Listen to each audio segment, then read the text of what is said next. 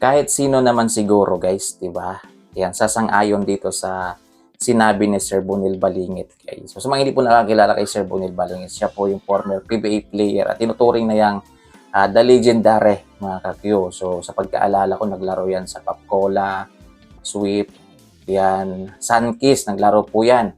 At 5 beses po yan nakapasok sa kampyonato po sa PBA, mga kakyo, sa Philippine Basketball Association. Ngayon guys, naglabas siya ng isang pahayag siguro mga 2 days ago na, mga kakyo, na naglabas din siya ng kanyang opinion na sinabi niya guys na mas maganda na hustisya muna bago maglaro sa UAAP ang Ateneo.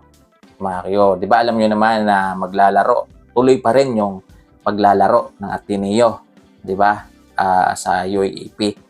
Guys, so ngayon, sabi ni Sir Bunil, yan, mas maganda na justice muna sana bago sila maglaro. Kasi yung iniisip kasi ni Sir Bunil guys, yan, makakaya kaya ng mga player ng Ateneo yung isisigaw ng mga tao pag naglaro sila guys. Kasi panigurado mga kakyo, yan, iba talaga yung isisigaw ng mga tao dyan.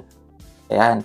Eh, siyempre, mga ano pa yan, mga bata pa yan, di ba? So, baka ma-depress, ma-stress sila. Yan, na imbes support yung makukuha nila guys, ay puro kung ano-ano siguro yung sasabihin sa kanila. Di ba? Puro pang bubulang yung maririnig siguro sa mga tao. So, yun din po yung iniisip dyan ni Sir Bunil Balingit. Kaya sang-ayon talaga. Ang dami pong nagsang-ayon dyan guys. Actually, ina-share po yan ni Sir Torion. Ayan, legal counsel po ng pamilya Baterbonia. At syempre si Ma'am Robilin. Ayan, so ang daming sumasang-ayon dyan na hustisya muna bago maglaro. No? Dapat ganun dapat sana. Guys, kasi kawawa naman yung mga player. Diba? Kawawa naman talaga yung mga player. Sabi nga ni Sir Bunilo, yan, sa kanyang pahayag, binigyan din ni Balingit ang pagiging hamon sa mga manlalaro ng Ateneo sa oras na muli silang makapaglaro sa UAAP. Yan.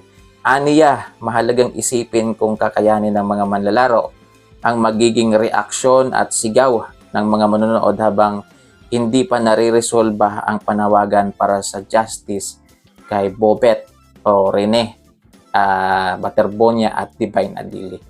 O diba guys? So, yun. Mga kakyo, kayo, ano yung opinion nyo? Yan, kasi ako 100% sang-ayon talaga ako dito. Former PBA player na yan, di ba guys?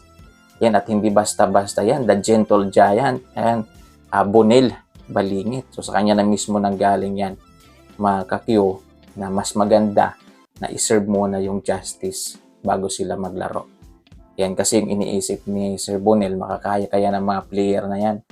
Yung isisigaw, yung reaction ng crowd. Diba? So, siya nga na, na maano da dyan sa paglalaro. Kumbaga, legend na yan. Ganun pa rin yung iniisip, di ba? So, syempre, naranasan din niya siguro, guys, at hindi rin biro na naglalaro ka tapos iba yung reaction ng tao. Di ba? So, yun. Yan po ay, opinion yan ni Sir Bunil Balingit na marami talagang sumasang-ayon. Guys, so na-share po yan ni Ma'am Robilin Baterbonia, yung mama ni Rene. Yan, ang daming nag-share, mga kakyo, ang daming nag-share. Yan, si Sir Torion, basta marami pa guys. Yan na nag-share na sa panawagan na yan na mas maganda na justice muna bago maglaro sa UAAP ang Ateneo, mga kakyo.